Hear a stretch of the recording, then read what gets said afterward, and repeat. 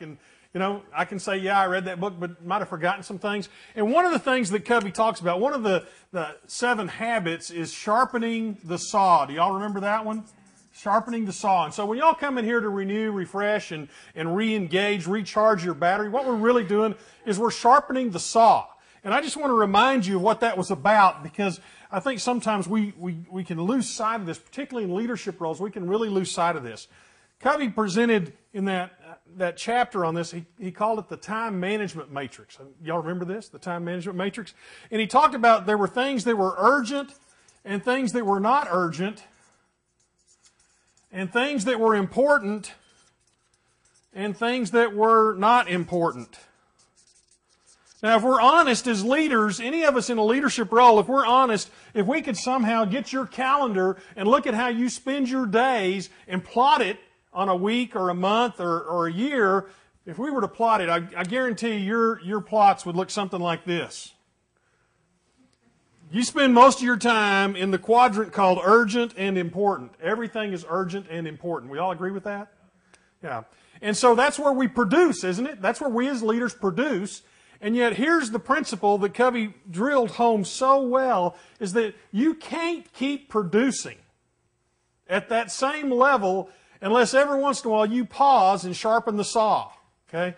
Now, I haven't done a lot of wood cutting in my lifetime, but I do know one thing, is that you can start off sawing with a brand new saw that's just back from the shop that's been sharpened, and when you first start off, you are so productive. I mean, you're just flying through that wood, and that saw is just going like a knife through hot butter. Okay? But the longer you saw, what happens to your blade? It gets dull. And so now, in order to produce at that same level, what do you have to do? You have to work harder. Okay?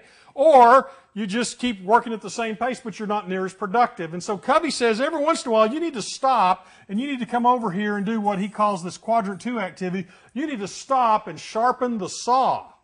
And one of the things I admire about what Randy and Elizabeth do is that they are so invested in you, and several times a year they hit the pause button on your life, they call you in, and they say, guess what? And they may not say this, but this is what they're doing. We're going to sharpen your saw. We're going to sharpen your saw, because we all know that we can't sustain that. We can't sustain that pace if we don't stop and sharpen the saw. So for the next 36 hours, I want you all to hit the pause button and sharpen your saw, okay? Because that's what this is all about.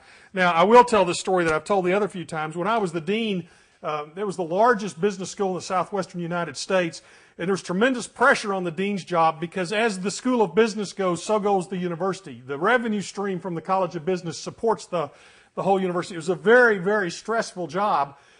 In the first summer I was on the job, I was having a lot of chest pains.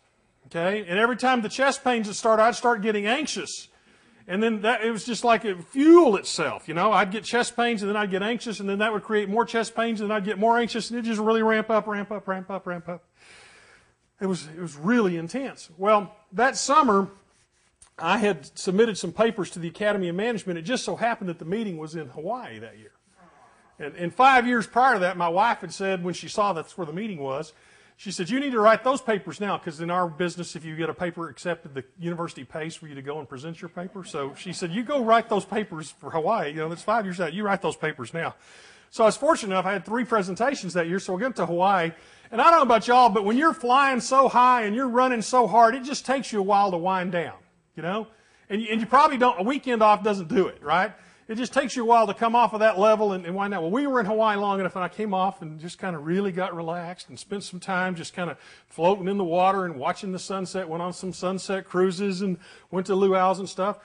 And the anxiety went away, and the chest pains went away, and I just got so relaxed. I mean, it was just perfect. We come back home, and if you can notice, I'm a pretty big guy. I don't ride real well in coach, and we were flying coach, and I don't sleep on airplanes anyway. And so when we got home, that morning that we got home, I just crashed. We got the luggage unpacked, and I just crashed and went to sleep. And I woke up, and Laura was in a horrible mood. I mean, just a horrible mood. And I said, why are you in such a bad mood? We just got back from Hawaii. And she said, well, while you were taking a nap, I found out that while we were gone, Justin quit his job. And he had just gotten out of college and had a hard time finding a job, finally got a job, got mad and quit the job. And she said, and then Janelle wrecked her car. Well, we had just gotten her car out of the shop right before we left to Hawaii, and she wrecked her car while we were gone. And so since she wrecked her car, she got my keys out and drove my car and wrecked my car. And so that's why Laura was in a bad mood. And the chest pain started all over again. And the anxiety ramped up, and I said, you know what? I think I'll go see the doctor. I think this is something I need to go see. So I go, and I told the doctor the exact story the same way. He's a personal friend of mine. He was in Bible studies with me for years. I told him the story the same way I just told you. He didn't even look at me. He didn't even take his stethoscope off his neck. He reached over, and he grabbed his prescription pad, and he wrote out a prescription. He signed it. He tore it off, and he handed it to me, and it said, go back to Hawaii. So I had doctor's orders to go back to Hawaii. I told the president of the university that, and he said, well, you're going to have to do that some other time. We're not going to let you do that. So, but just to point out, we can't sustain ourselves as leaders if we don't pause every once in a while and sharpen the saw. And I used to think, I'm an only child. Is anybody else an only child? I'm an only child. And I don't know about you, Elizabeth, but every time when I was growing up, every time someone found out I was an only child, they said, well, you must be selfish. They just assumed that because I was an only child, I was a selfish, spoiled brat. And you're nodding your head. You knew that. That's what you thought about only children. See, Valerie, I just pinned that right there. Okay? And so all of my life I have fought that. I don't want to be this selfish, spoiled brat, only child. And I had to learn something. I had to learn it the hard way. I thought if I was taking care of myself, I was being selfish. And what I've learned is that if I don't take care of myself, I'm not going to be what I need to be to Laura and to the kids and to my grandkids now. I have to take care of myself. And that's not being selfish, okay? That's being prudent. That's all about being sustainable as a leader. Have any of y'all read the book Halftime by Bob Buford? Oh, I highly recommend it. It's an easy read. But Bob Buford makes the point that most of us spend the first half of our lives trying to be successful by whatever definition we have of success. In our society, that's usually wealth and income and possessions and stuff. And then he says, then we reach halftime and we spend the rest of our life trying to be significant. Okay? And so I'm always challenging my students. I'm teaching undergrads this year. I don't teach undergrads very often, but I'm teaching undergrads, and I'm thinking, here you guys are, you're 18 to 20 years old. If I could get you thinking about significance in the first quarter of your life instead of waiting until the second quarter or late in the third quarter or even into the fourth quarter, how much more impact could you have? And so when I start thinking about being significant, and it ties into my idea of legacy, when I start thinking about being significant, I want to be a blessing to people now, and I want to be a blessing for years to come.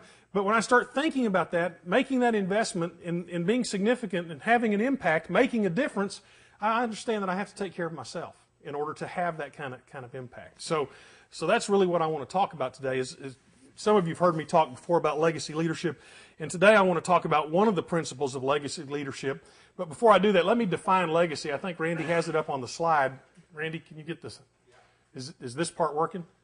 The kid president was working.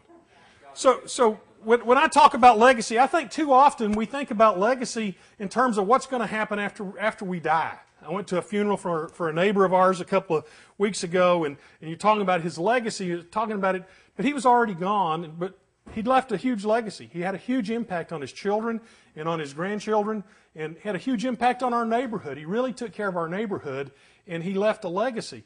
But I think too often we think of legacy as something that we leave behind after we're gone. And I want y'all to rethink legacy and think of legacy as not just something that happens later on. Legacy is something that happens now, okay? So a legacy leader is somebody that leads in such a way that they're a blessing to people now, but they'll also be a blessing for generations to come.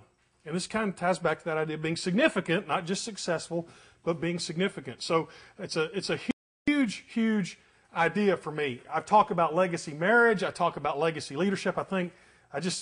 Randy says I can't talk without saying legacy. He just says every time I talk, that's what I talk about. He made that comment last time, and it got me thinking I really do talk about this a lot.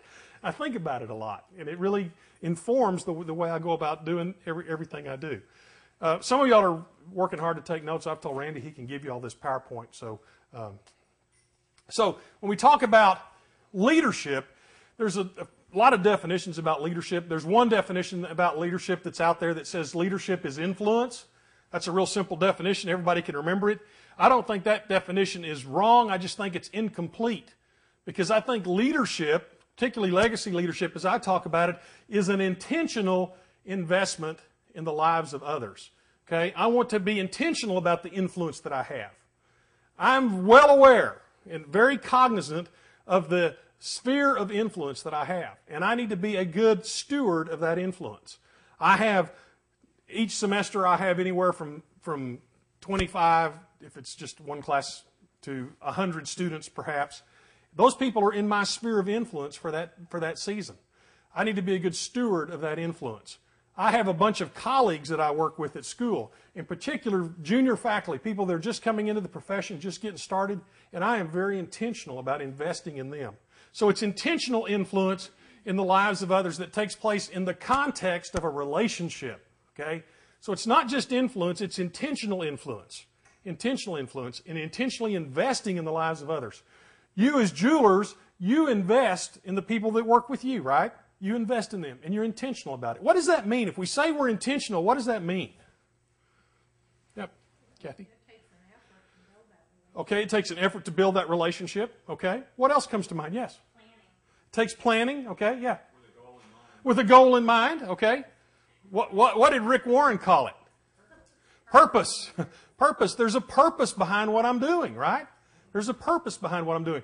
And behind everything that I do, and I'm not always as transparent, although I'm going to talk to you all about transparency. I don't always announce this agenda, but I always am intentional about helping people discover who God designed them to be and help them grow into the full potential of who God designed them to be. Okay? There's some audiences that I can't say that in. I have to be careful about that. But that's what underlies everything I do. I want people to discover and grow into their full potential that God designed them to be. So, it's an intentional investment in the lives of others. It takes place in the context of a relationship. And today we're going to be talking about that relationship that we as leaders have. That's a huge idea. You cannot lead from a distance. Leadership is up close and personal. You cannot lead from a distance. It's up close and personal. So we're going to be breaking that down. I'm drawing this principle from, actually, Randy, I brought you a copy of the book manuscript to read. I'm going to turn it over to you and let you look at it, okay? I've written a book based on the leadership wisdom of the Apostle Paul, and I've identified 10 principles, and one of the principles is that legacy leaders are vulnerable and transparent. And I took this from what he says to the Thessalonians in this passage of Scripture. He says, "We prove to be gentle among you as a nursing mother tenderly cares for her own children. Having thus a fond affection for you, we were well pleased to impart to you not only the gospel of God, but also our own lives, because you had become very dear to us." This is actually my philosophy of teaching. Everywhere I teach, whether it's in a corporate setting, in school, executive development, I'm going to do an executive development workshop tomorrow, that I'm always going to share my life as well as whatever it is I'm there to talk about. I just can't not do that. I just have to share my story with people. So, to not only impart to you the gospel of God, but also our own lives. And on the next slide, I've made some observations about what's going on when Paul says that. And Randy will switch to the next slide. Okay? First of all, for Paul and his group of leaders that were with him, this wasn't a passing whim. This was a habitual style. This wasn't something he just turned on. I'm on stage, so I'm going to turn this on. This is who he was. It was a habitual style. And to share the gospel with integrity requires not only sharing the message, but sharing their own lives as well, sharing their whole self.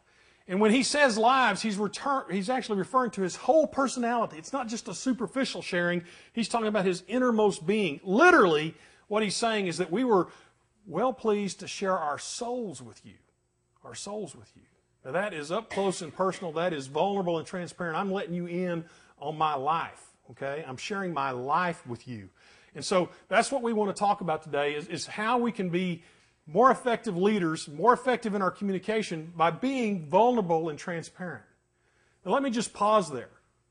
Does that sound scary to you as a leader? The idea of being vulnerable and transparent? What's scary about that? Some of you are shaking your heads. Yes, it is scary. And Patty's saying it's not scary at all. Okay, so what's scary about it? And then we'll have Patty tell us what's not scary about it. They'll see the good and the bad. They'll see the good and the bad. There's an assessment that we do. It talks about need for power, need for achievement, and need for affiliation. I'm kind of off the chart on the need for affiliation. What that means is I want to be liked. I want to be accepted. It's real important that people like me. And when you have that high need for affiliation, this idea of being vulnerable and transparent can be scary, because if you really know me and you hear my story, you might not like me. And you might not accept me. Okay? It's risky to be vulnerable and transparent. But I think it's worth the risk. I think it's worth the risk. What I tell my students all the time is you need to allow yourself the discomfort of being vulnerable and transparent. There are huge rewards. Huge rewards. Allow yourself the discomfort. Okay, Randy actually told you I was going to make you uncomfortable today. So Patty, you said it wasn't threatening, that it wasn't scary to be vulnerable and transparent. Not anymore, because I've seen how God has taken the hurts and the crises in my life and tempered me so that I can use that to minister and encourage other people. Absolutely. Absolutely. That's great. Yeah. Yeah. I love the way you said that. At the very first of 2 Corinthians, Paul says that God comforts us in our affliction so that we might comfort others with the same comfort with which He's comforted us. And so part of my story is to be vulnerable and transparent. I grew up in an alcoholic home, and I've said this often. I would not wish that on anybody, but I wouldn't trade it for anything, because now on the other side of it, I'm uniquely equipped to help people and speak to people and be sensitive to people in a way that I wouldn't have been. And so, yeah. Absolutely, absolutely, yeah. Somebody else on the thought of being vulnerable and transparent. That was pretty vulnerable and transparent, wasn't it? Okay, I have to model the way if I'm going to do this. I'll show you all what it looks like. Somebody else about the fear, Kathy? Not the fear, but the being transparent. And I'm also with Patty and with you. I'm from an alcoholic home, and it's kind of odd how God's put those people in my life. Yes, yeah. And to be able to minister to them. Uniquely equipped in a way that we would have other. You can't read a book. No, you can't. You don't get a degree in how to do that. And I also think that perfection, because I was a perfectionist, Pierre has done great things for me, great humbling things for me. But perfection that we think people need Right. to see from us is not a good thing. Right. Because people are trying to live up to that, or trying to follow the example, and it's impossible. Yes. And those girls need to know when you're struggling, or if Right. you've had a bad time. Excellent, Kathy. Because Yeah. when they hear my alcoholic story, Yeah. because I am a recovering alcoholic, they go, oh. Right. Several years ago, I had the privilege of being the MC host for an event in Dallas. It was in North Dallas, and we had Tom Peters there that day. Tom Peters, the In Search of Excellence guy. And he was in the morning, and that afternoon we had former Governor Ann Richards. Okay, and I was the MC and got to introduce them and ask the questions and everything. And when Ann Richards got up there, now I know in North Dallas there weren't probably a whole lot of people that were, her political allies that day, but there was about 700 people in the room. And she got up and she said, if I was going to write a leadership book, it would have 5 chapters, and she went through those real quick. And she said, but I want to talk about something else today. And she said, what I want to talk about is I want to talk about the journey that I went on in my own alcohol recovery program, and also the journey that I went on taking my mother through her final illness. And she just bared her soul before that group. And it was just phenomenal. And at the end of that talk, there was a spontaneous standing ovation.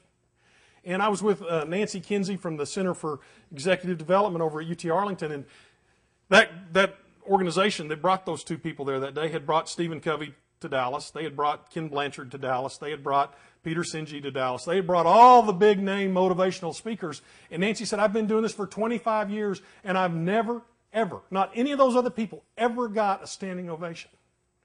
But Governor Richards did. And I said to myself, the reason why Governor Richards got the standing ovation was because she dared to be vulnerable and transparent. And when she told her story, it wasn't about her politics. It was about a person that had been healed and was sharing the story. And people responded. People responded to that. So she had to go someplace else. Her handlers were trying to get her on a plane and taking her somewhere. And I walked up to her and I said, Governor Richards, I really appreciate what you said. I said, I'm an adult child of an alcoholic. And she grabbed me around the neck. Y'all will understand this. And she said, oh, bless your heart. I always wanted y'all on my staff because you just don't know when to say no. You're the hardest working people. And I think sometimes we probably had some of the baggage we bring with it. So, but it was just a neat moment to see that vulnerable, transparent, and then the response that people had. I'm not saying it's comfortable, but I'm saying if we're going to have the kind of relationships we need to have, those legacy kind of relationships, we're going to have to allow ourselves the discomfort, and we're going to have to go there. Okay? So I'm changing it up. Y'all are hearing stuff? Yes. Now, one of the things you were talking about the danger of it, and the danger is if you're living a split life. Yes. I had a friend that was one of my close friends in Bible study at church for many years, and he became one of the accounts that I was to call on in business. And so the first time I went to see him, and we would go have lunch together sometimes, and he said, Steve, it's really good to see you. He said, I've got mixed emotions. It's really good to see you, but you're going to find out what a bloop I really am. And then he proved it. Yeah. So, I mean, Well, it was yeah. tough. Because Yeah. as he became transparent to me, because Right. he didn't change the way he acted at Right. work for me, I got to see him, the real person. the real person. Yeah. Yeah. And that's the danger of it. Is Right. that you're not Right. living- If you're not living an authentic life, yeah. And to be honest, we're all hypocrites. We're none of us living an authentic life. We've all got gaps between what we say and what we do. And I think there was a book I started to read. I usually finish books. I have this guilt complex about not finishing a book once I start it. This is a terrible book. Why don't you stop reading it? I can't. I got to finish it. But there was this one book. And I threw the book down. I literally threw the book down. I haven't picked it back up. But it probably had more impact on me than any book I've ever read. And the line in the book that caused me to throw it down was it said, if we are going to be people of integrity, we must constantly confront our lack of integrity. And I just threw it down. I was like, oh my gosh. I don't even think it was a spiritual author. I think that was just, it was just a psychologist writing this book. But that truth, that if we're going to be people of integrity, we have to constantly confront our lack of integrity. That just really, that hit me right between the eyes. I never finished the book. But I've never forgotten that sentence. I mean, that's not, yeah. Y'all are bringing out stuff I didn't know I was going to talk about today. Y'all are getting me to talk about things I didn't even know were in there. Amazing. Must be a God thing. Okay, Randy, let's move on the vulnerability and transparency. So today I want to talk about what I call the leader's window and talking about building trust through communication. We're going to be really talking about interpersonal style and how we build relationships. And I want to start off, I think the equation's on the next slide. I ought to have this memorized by now, shouldn't I, Randy? What's coming up? Yeah, here it is. Okay. So here's my equation. I think this is huge. Trust equals vulnerability plus acceptance. Now, Randy and Elizabeth and I have taught marriage classes together for years, and when I teach this in a marriage context, I don't use trust, I use emotional intimacy. Okay? But when we're talking about a workplace setting, we don't want to talk about emotional intimacy, right? In the workplace, emotional intimacy, you get to go to jail, right? That just leads you down a real slippery slope, but I think the principle's the same. Trust equals vulnerability plus acceptance. Vulnerability plus acceptance. What do I mean if I'm saying being vulnerable? Okay? Let's say that you are working with some of your jewelers. You're a leader and you're working with some of your jewelers, and one of the jewelers was vulnerable. What would that look like? What would that look like? What would be an example of them being vulnerable? Yeah. Admitting that they were struggling to even want to continue their business. Okay, absolutely. They're admitting that they're struggling, not sure if they want to continue, not sure if they can do it, not sure if they have the tools, the gifting, or whatever, the passion, whatever. So they're admitting something, right? Okay? Now, when someone is vulnerable and they admit a concern or a weakness or a fear or an issue that they're struggling with, if we meet that with acceptance, we're going to build trust. Okay? But I used to work for some people that didn't do that. And I'm a pretty open, vulnerable kind of person, and anytime I would be vulnerable about a fear or a concern I had, it would get judged and it would get hammered. Okay? Bam! That's stupid. You shouldn't feel like that, and here's what you need to do to fix it. Now, we have enough men in the room. I'm going to give you guys some free, we're not even charging for this. This is free marital advice. Okay, guys? Don't do that. Don't do that. That's exactly right. Don't do that. You ask her how her day went, and she tells you what a bad day it was, and all this happened, and all this kind of stuff happened. And guys, we're just kind of hardwired to judge it and to fix it. Okay? Well, the women will say amen to this. Okay? She didn't want to be judged, and she didn't want to be fixed. She just wanted to be heard and understood. Okay?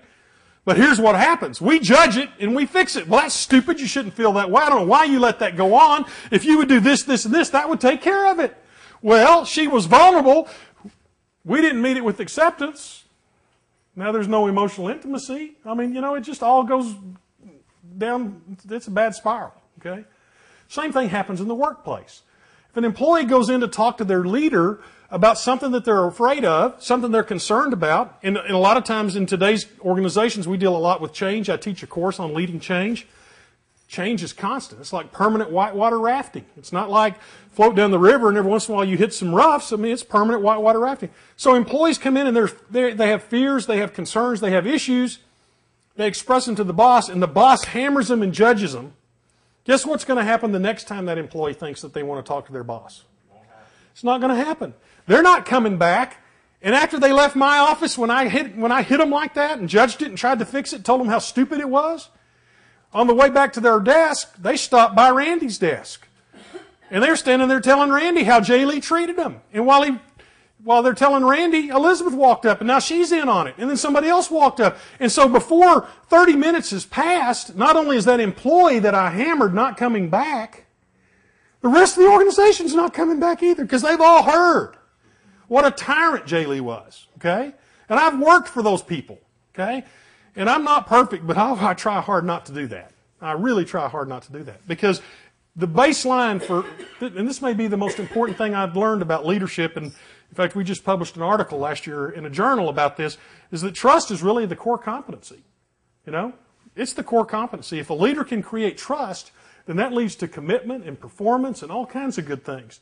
But when there's not trust, Stephen Covey's son wrote a book called The Speed of Trust. He says that when we don't have trust, the organization pays a trust tax.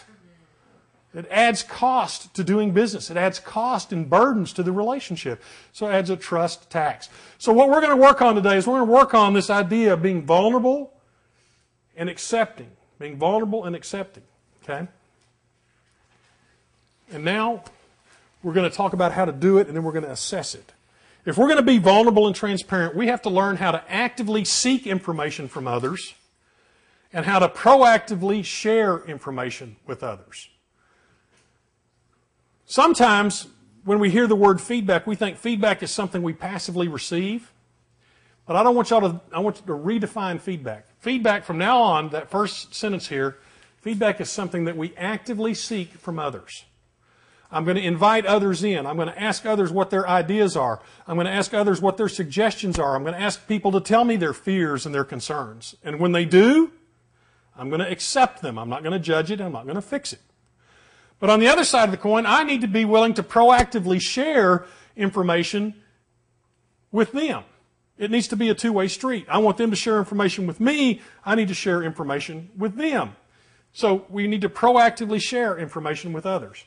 Now, let me just say this. I'm not talking about spilling your guts about your personal life and all that kind of stuff. Okay, there's a time and place for that. If you have somebody that you're close to, you can talk about that. But what I am talking about is if we're working on a project together, we're working on trying to solve a problem together, and I have information that's relevant to what we're trying to do, I need to share that information. It's going to inhibit our effectiveness if I know something that's relevant and I'm not sharing it. Okay?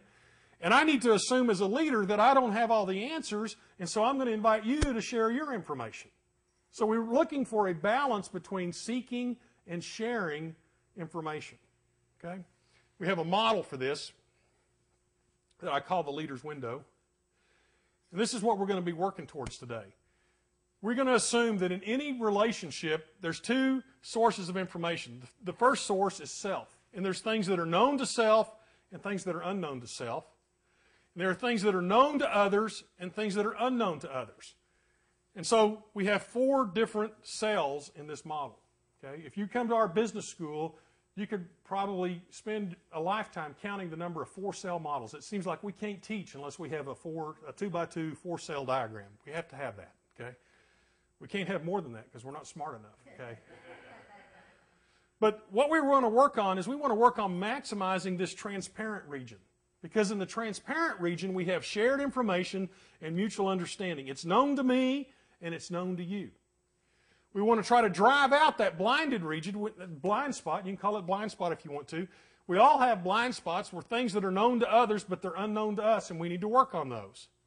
We also want to drive out this guarded region. That's stuff that I know that you don't know. And to be honest, we all keep our guard up because we've talked about it. We want people to like us. We don't want to be rejected.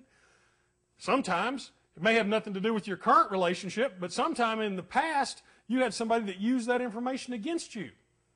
Okay? And that's painful. And so now you say, well, that happened to me in the past. I don't want that to happen again, so I'm just going to keep guarded. I'm going to stay guarded. And then finally, we just have the unknown. It's unknown to both of us. But we can work on expanding that transparent region, driving out the blinded region, and reducing the guarded region. And if we can get that transparent region to be maximized, we're going to have better communications, better relationships, and we're going to have a solid foundation of trust. Okay? So I'm going to pause now and let you find out what your leadership window looks like. Randy, is the stuff back here? Did it go away? There it is. There it is. Okay. So here's the goal. I put it up over on this board. This is the goal. We want to have maximum transparency. And what we want is for you to have a leader's window that looks like this. Okay? Roughly 80th percentile here and 80th percentile here. Okay? And in walking around the room, what I noticed is that all of you left yourself some room for improvement. So we can grow into this, right? We can grow into it. We all have room for improvement. But the reason why we want to have this large window, we want to maximize transparency because this is the area where we have shared information and mutual understanding. And we have shared information and mutual understanding, that's going to help us build trust. Okay? But how do we get there? How do we get there? Let me say a couple things about how we get there. I've been doing kind of lay counseling for probably 25 years. And I finally learned that I can't fix anybody. Okay? I can't fix anybody. I can write the prescriptions, but I can't go get the prescription filled and I can't take the medicine for you. Okay? I can't fix it for you. I can give you great advice and great suggestions. Hopefully I'm giving you some good wisdom. And we know that good wisdom comes from above. Hopefully God's using me and giving me good wisdom and I'm passing it on. But I can't do it for you. Okay? The only person that can fix this, the only person that can get to this maximum transparent leader's window is you. And so, big idea here. If you're going to have a maximum transparent window, if you're going to maximize that area, you have to take the initiative and you have to take the responsibility. You have to take the initiative and you have to take the responsibility. This is not something somebody else can do for you. And here's the other part of that. Not only do you have to take the initiative and have to take the responsibility, you have to take the initiative and take the responsibility regardless of what the other person does or doesn't do. You've got to do the right thing regardless of what the other person does or doesn't do. Okay? So I know that's going to sounds a little harsh, but that's the only way we get there. The only way we get there. And so what we need to do is, and we've expanded the model here, we need to do two things. We need to seek information from others. In the instrument that you just answered, those questionnaires, we called it feedback. It's seeking information from others. And then we also need to share information with others, which we called exposure. That's also called self-disclosure. And if you have a large, transparent region, then that means that you are using the seeking and the sharing in large quantities and in a balanced way. We want it to be balanced, and we want there to be a lot of it. Okay? So that's where we're going. That's where we're headed. So I want to talk about some of the styles that I saw as I went around the room. And we'll come back to this one, because this is where we want to be. Okay?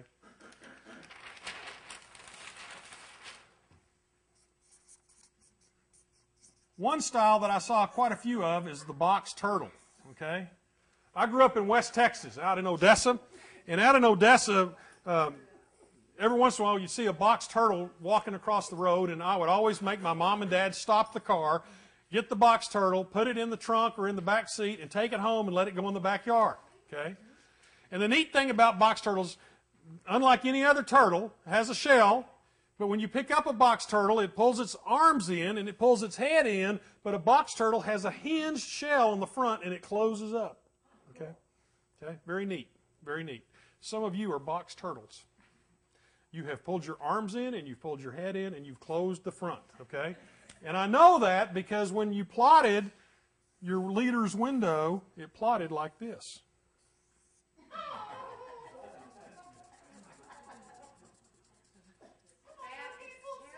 Can I be transparent and say I am one of those? Paul, you can start a box turtle support group right here, okay? My name is Paul, and I'm a box turtle. Hello, Paul. Okay, and so here's the unknown. The unknown is the dominant region, okay? Now, a couple of thoughts about this. This might be somebody that is just very, very, very, very shy, okay? Very introverted, very shy person, okay? That may be what's going on, okay? But the better explanation is that you just didn't like the questions, right? That's the better explanation, right? That's the better explanation. But if this is your style, what it indicates is that you weren't real comfortable seeking information, so your seek line is small, and you weren't very comfortable sharing information. So if this is where you are, okay, what you need to do is you need to come out of your shell, okay? You need to come out of your shell. You need to start seeking information from others, and you need to start sharing information with others. And over time, what's going to happen is you're going to drive out that unknown, and that transparent region is going to get larger. Now, notice what I said. Over time. You're not going to fix this right now. You're not going to snap your fingers, and all of a sudden you're going to have this maximum transparent. You're going to have to start working on it. Start seeking information from others, asking other people their ideas, their suggestions, their input, their fears, their concerns. And when they tell them to you, accept them. Don't judge them and don't try to fix them. And then you're going to have to start sharing information that you have. And once again, I'm not talking about spilling your guts about your personal life. I'm talking about sharing information that you have that's relevant to the relationship, relevant to the project that we're working on. Here's my favorite example of sharing relevant information. Okay? You can tell by looking that I didn't play split end in football. Okay? I was a left tackle, and I loved it when the movie Blindside came out because Blindside was all about left tackles. Okay? A friend of mine, Bill Ward, played left tackle for Arlington High 4 years before I did, and then he went to the University of Texas. He's the only offensive lineman to ever be named Offensive Player of the Year. Okay? He was really good at it. Okay? And so he and I used to tease about being the former Left Tackles Association. Okay? That's what we were. So one night, we're playing this game, and the play, as we drew it up and worked on it all week in practice, called for Andy Wade, my best friend, whose brother Mike Wade, who I call Badger, played left guard. I played left tackle, and Andy played tight end. So I was sandwiched between the Wade boys. And when Andy wasn't in the game, his youngest brother John was in there playing tight end. So I had Wades all around me, okay? He owns a funeral home. Badger owns a funeral home in Arlington now. So that's a different story. But so the play called for Andy to double team, or John, whoever's playing tight end, to double team with me on this guy in front of me. We ran a couple of plays, and I went back to the huddle, and I said, we don't need to double team this guy. I can block this guy by myself all night long. So I had relevant information to what we were trying to do. I didn't ask the coaches. I just changed the blocking scheme in the huddle and told Andy and John, go on down and pick off the linebacker. I've got this guy all night long. We ran that play about 25 times that night for about 225 yards. We just wore that thing out. And that was back when Darrell Royal was in Texas. And you know, he used to have this phrase, dance with who brung you. Okay? And so if you've got a play that's working and they can't stop it, you just keep running it, and you keep running it, and you keep running it until they stop it. So that's what I'm talking about here, is if I've got information that's relevant to what we're trying to do, I need to share it with you. We were much more effective that night because I had information that I shared with my teammates. We made an adjustment, and it made it better. Okay? So I'm not talking about spilling your guts. I'm talking about sharing information that's relevant to a problem you're trying to solve or a project you're working on, and seeking that same kind of information from other people. So seeking and sharing. If you're in my box turtle, it's okay. I love box turtles. I never left a box turtle out there for roadkill. I never did that. I will take you home and let you go in my backyard. I will protect you, okay? But I want you to come out of your shell and start working on that. Another style that I saw a little bit of as I went around the room is what we call a self-protecting style.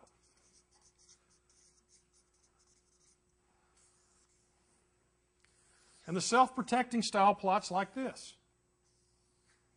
Okay? So here's the transparent region.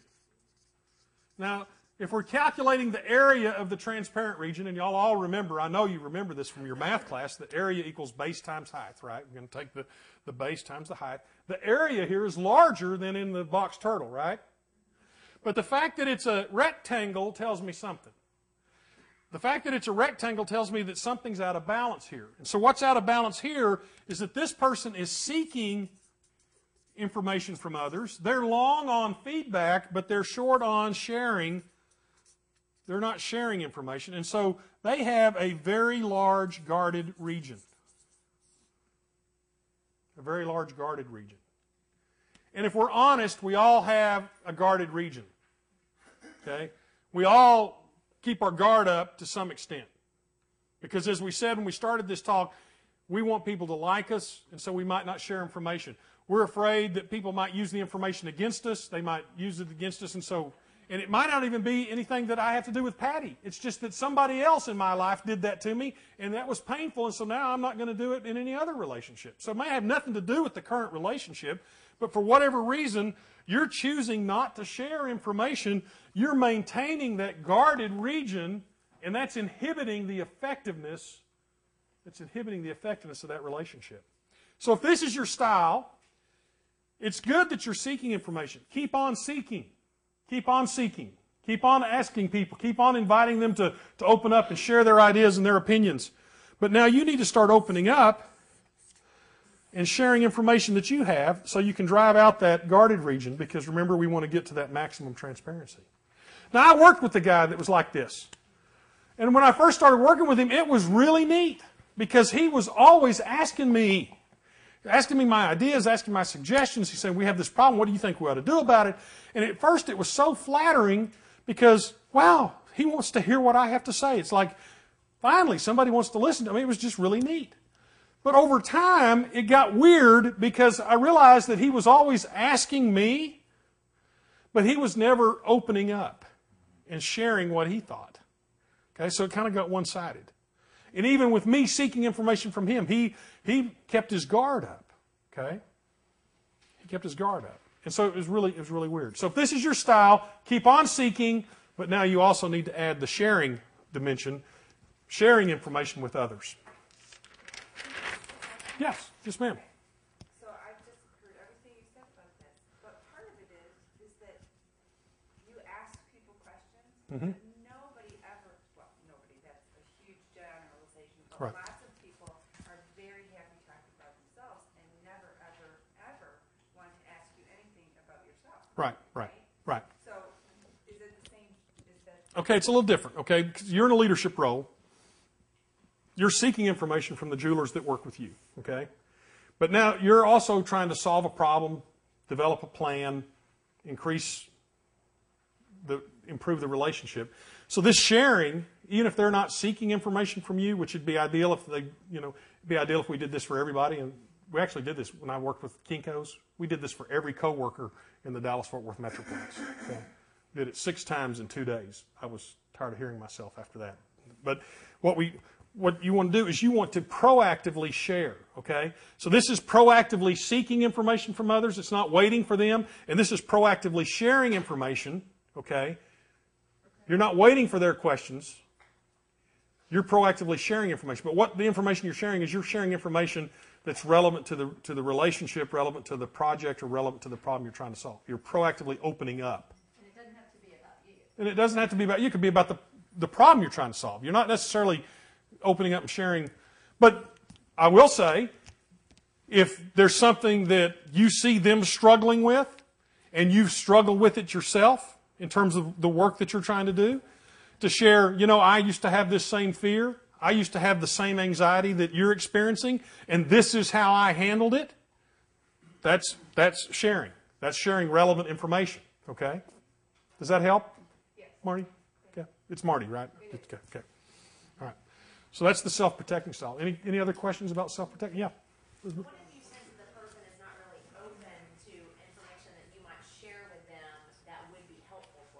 Well, you know, I've worked with some people. We have a name for those people. We call them feedback resistant people.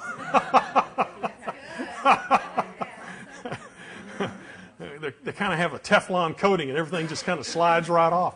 You know, I think, first of all, I think you're responsible for sharing information that's relevant. You're not responsible for their response, but you're responsible for sharing the information. Okay? But if you're giving feedback, and this can also be applied here. If you're giving feedback, you need to always make sure your feedback is timely. Okay? How many of y'all ever had to house train a dog? Okay? You want to address the problem shortly after the event occurred, right? Because if you get too far beyond the event, they're not making the linkage, right? So you want your feedback to be timely. You also want your feedback to be specific.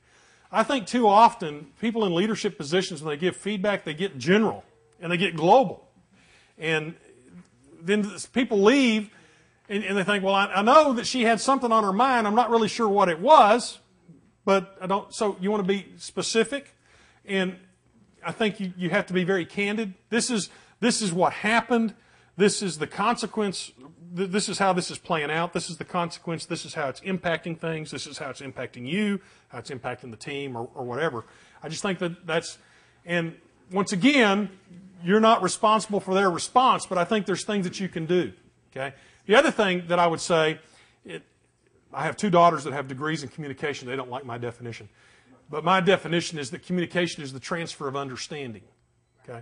And so sometimes we tell people things. If you're parents, you get this. I told the kids, but what the kids heard and what you said, somehow something got crossed. We didn't transfer understanding. So one of the things that in a feedback situation is to have them play back to you what it was that they heard. And then the other thing is, here's an opportunity to use seeking in that situation is, Elizabeth, what can you do? What do you think you can do to improve this situation? Or even a more vulnerable question is, what can I do to help you solve this problem? Okay. Now you're not taking ownership of the problem, but you're also you're opening up and saying, what can I do to help solve the problem? So I think those are some things for that feedback resistant person.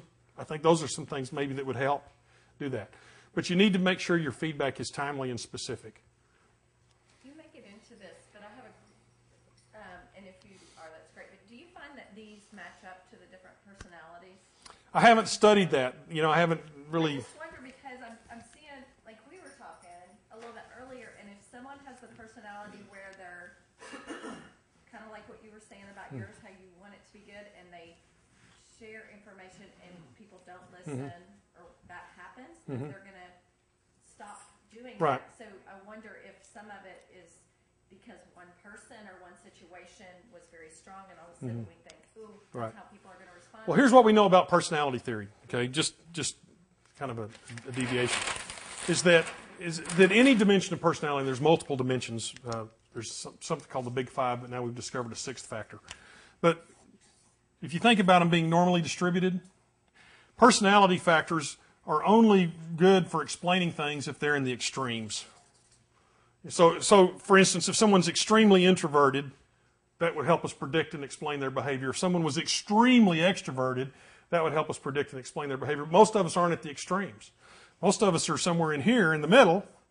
And so given that it's somewhere in the middle, most of the time that's an interaction between personality and the situation that determines. So I can't say that it predicts. Now, what we might be able to say is if someone was extremely introverted, getting out of that box turtle mode might be difficult.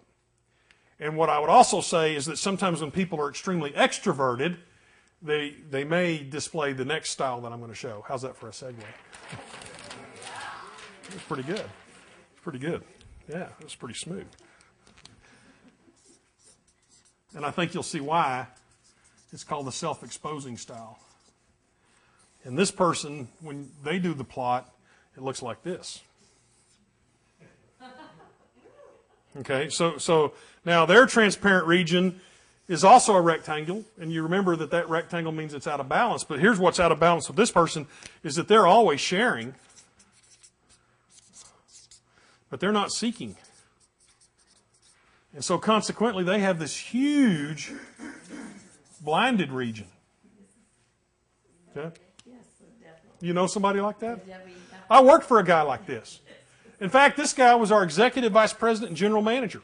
And you would go in and say, hey, John, how was your weekend? Or he would say, hey, how was your weekend? I can still remember this conversation. My oldest daughter played goalie on a soccer team that won the state championship one weekend. I mean, it was a big deal. In that tournament, they had 5 shutouts. That wasn't all Jennifer. We played good defense, okay? So it wasn't just her. And so I said, well, Jennifer's team won the state championship this weekend. And for the next 40 minutes, I heard about how Brad and Johnny, when they played basketball back in high school, I was like, you know? And he just dominated. He dominated every conversation. And he was a very extroverted guy, a very loud guy. I don't like these kind of guys. He's I guess what today we would call an alpha male, just a real macho, domineering kind of guy. And he would walk up and down the hall. Now remember, this guy is the number 2 man in the company, executive vice president, general manager. He would walk up and down the hall and say, I don't trust anybody but my wife, and I only trust her half the time. And then for some reason, at the end of the day, he would come talk to me. And he'd plop down in my office and he'd say, you know, Jaylee, I just don't think the people around here trust me.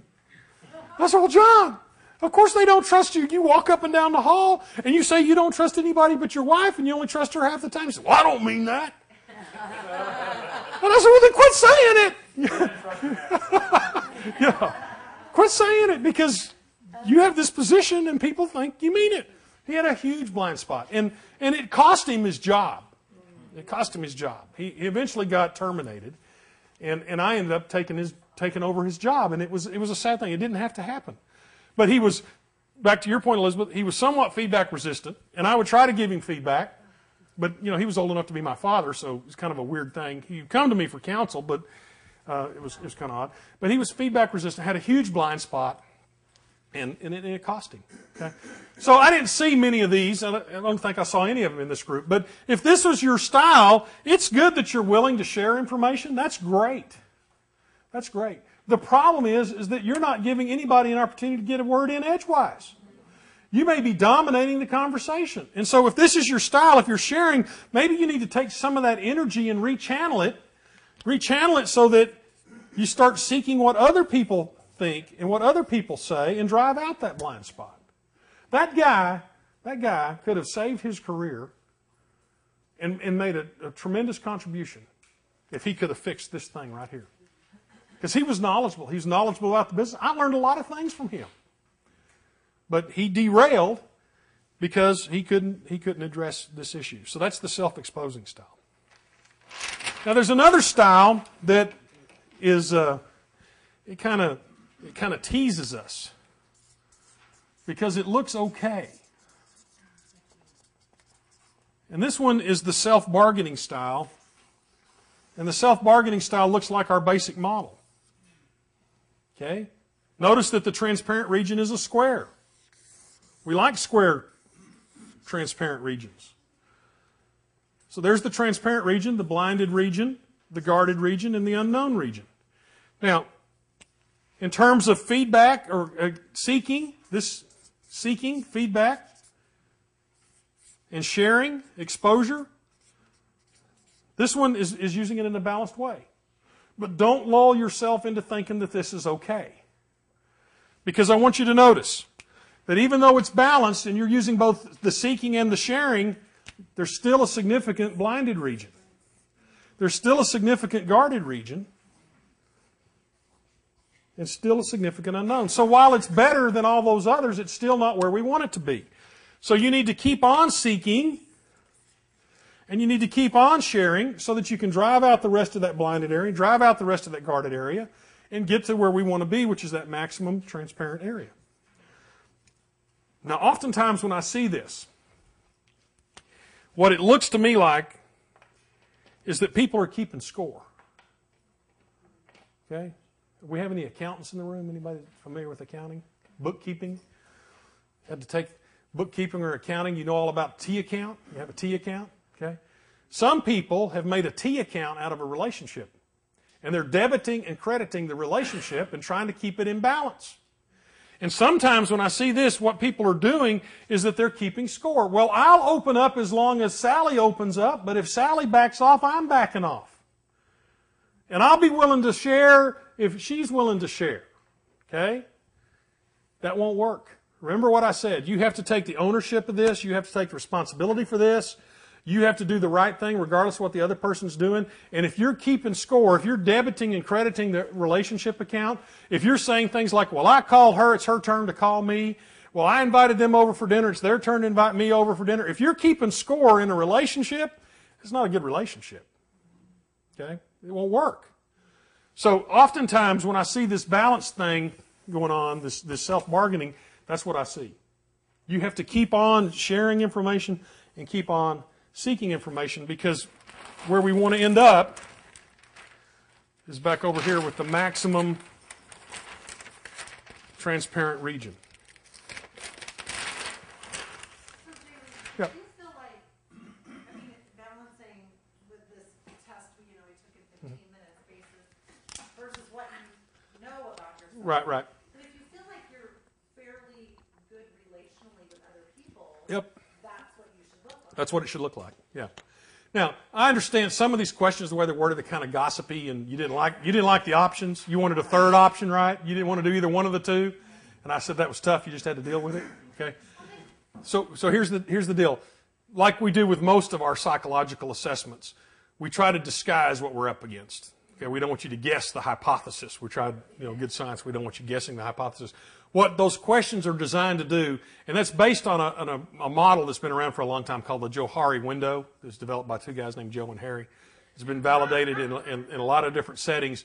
What they're trying to get at is the underlying propensity of how comfortable are you in sharing information with others, and how comfortable are you in seeking information from others. Okay? Now, this test isn't the be-all and end-all to say this is what your relationships are doing, okay? But it's an indicator, okay? And hopefully it sensitizes us to the fact that, there's sometimes I could seek more information. Maybe I haven't been as diligent and as intentional about seeking out information from others and inviting them into the conversation, inviting them into the decision process. And maybe there's been times when I haven't shared all the information that I could have that would have helped make this go better, okay? So whether at the end of the day what you plotted on there is who you are, that's not what I'm trying to do. I'm trying to sensitize you that if we're going to build trust, then we have to have transparency. And the way we build trust and transparency is by seeking information from others and sharing information with others. Okay? Now, this takes work. It takes work to get here, but it takes work to stay there. It's springtime and the yards are looking nice. Okay? Laura and I were in Santa Fe, New Mexico for spring break. I'd forgotten just how barren that land is out there in West Texas and New Mexico. Everything was brown. All the architecture looked the same. We just wanted to see some green. And it was so nice when we got home and the trees were starting to come out and the grass was starting to turn green. And it's just, so, you work hard in the springtime to make your yard look nice, okay? And you finally get it looking like you want it to. And so then what happens the next year is you say, you know what? I'm not going to spend as much time in my yard this year as I did last year. I just spent too much time in my yard last year. It looked nice, but I'm just not going to work as hard at it. Guess what happens? It's not going to look as good. The weeds come back. Or in my case, the crabgrass comes back. Okay? I tried shock and awe as a method to get rid of the crabgrass. And I shocked and awed the crabgrass and everything else, too. It was bad. It was bad. So Laura says, you're not doing it anymore. If she sees me even leaning towards the Roundup at Lowe's or Home Depot, she presses an alarm to get me to stop. So it takes work to get here. It takes work to stay here. But I guarantee the payoff for doing this, is better relationships, more trust, more commitment, and it makes everything better. Okay? But you have to allow yourself the discomfort of doing the work. Okay? And you have to allow yourself the discomfort of the other people may not respond at first like you want them to. Okay? But you just have to keep on keeping at it. Any questions? Kim, you have a question? Looked like you had a question. Okay. Not to be the constant questioner here, but as you Yeah. develop relationships, and as I'm answering these questions, envisioning the gals on my team and the ones that you guys have the care and feeding of that person, and this is how you handle her. Right. And it's because she doesn't handle feedback at all, and Right. so I've stopped giving feedback to her because Okay. I don't But- like the giving to. Right. So, But I may be a horrible leader of this gal because I'm not forcing my feedback on her. well, you don't have to force it, Jill. It's like, kind of back to what I was saying to Elizabeth earlier. It's Elizabeth, right? Yeah. And you keep calling me sir. Yeah, that makes me feel. I had this friend, Jeff, he was in a Bible study with us. Jeff is about 25 years old. We all went out to eat one night, and I said something to him, and Jeff said, yes, sir. And I said, don't say sir, Jeff. You make me feel old. And he said, you are old, sir.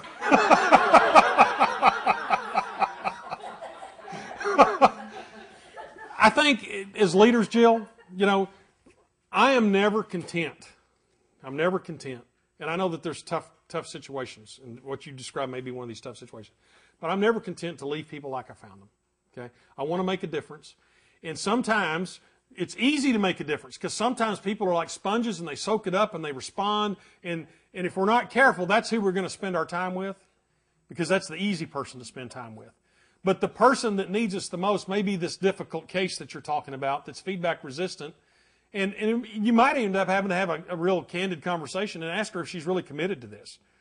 Because if she's really committed to it, she's doing some things that are inhibiting her success. And so, I think if you can give candid feedback and try to get underneath the underlying root causes and stuff, but candid feedback, specific feedback, timely feedback, and just keep going. But at some point, you may have to, give her an opportunity to flourish elsewhere. I mean, she just doesn't want to, not really committed.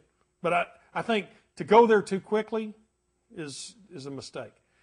But I've also made the mistake of hanging on too long, and because I've been good at it. I've turned situations around, and because I've been good at it, I want to keep investing. And sometimes there's a fancy name for it. I've escalated my commitment to a failing course of action. Okay. I kept digging deeper and deeper, thinking if we just go 500 more feet, surely we'll hit oil, And if it works, then people say, wow, look how persistent he was. And if it doesn't, they go, man, he's stupid. Elizabeth? Something that you said that really struck me as showing that, the graph of the averages as we think of them and the temperaments or personalities. Right. I think, I know from here we talk a lot about temperaments and personalities. Right. And in effect, when you're talking about people being on the extremes, but Right. for the most part, it's all situational. Yeah.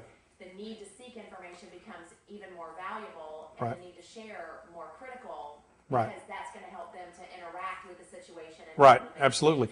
And the other thing is, and I teach a course called Organizational Behavior, and the first part of the class is what we call individual differences, and it's all about individual personalities and attitudes and all that kind of stuff.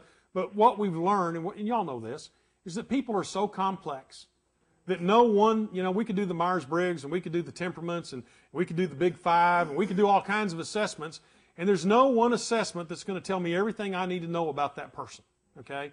We're too complex, and so I think you have to be careful. All of those tools are useful. I think the Myers-Briggs is very useful, okay? And it certainly just, it certainly tells me preferences, but that's not everything there is to know about me or about you, okay? And so I think by seeking information, sharing, getting to know people, I said earlier that leadership is intentional influence that takes place in the context of a relationship. You got to get to know people, and you got to customize your approach to, what works for one person doesn't work for another person. So that's a very, very important idea. Okay? So now do we need to pass around a sign-up sheet for counseling? So, y'all feel a little better after we debriefed it? Okay, hopefully. Now here's the thing about this. This idea of seeking information and sharing information, you can get better at this, and the thing is you can work on it in every context of your life. You can work on it with your spouse, you can work on it with your children, you can work on it with your siblings, you can work on it with work, you can work on it with the neighbors.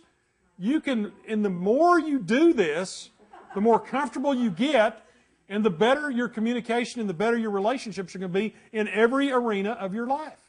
Okay? But it doesn't get better by coming in here and Jay Lee talk about it. It doesn't get better by taking notes, and it doesn't get better by doing the assessment. It gets better when we work it. Okay? And when we work it, we can get better. Okay? All right. Thank y'all for your time. Y'all been a great group. Thank you very much.